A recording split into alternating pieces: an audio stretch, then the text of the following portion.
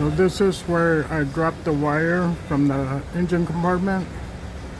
I had to use a tow ball strung to a string to drop it down and then pull it back up so that I could fish the wire up in there, because there's not a lot of room to get hands through there.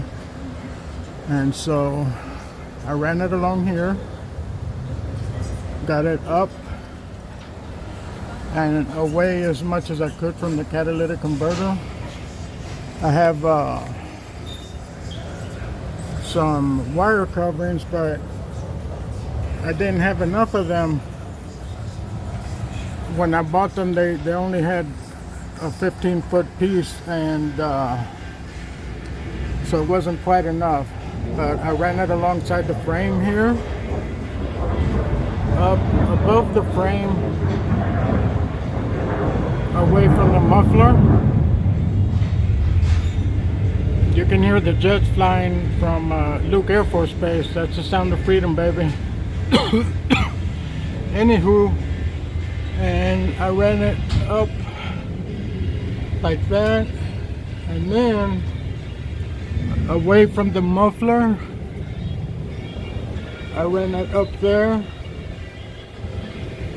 over the spare and the rear end. I crossed it around the right side of the spare, and it came out back here. And so that in case I need slack when I hook up the trailer to it, I have about 3-4 feet of slack that I ran across the tow bar, and then I secured the connection right there for now. So the next thing is to bring the truck down, switch on the power and make sure I got power. Otherwise, oof, might have to troubleshoot that. Just wanted to share what I had done so far.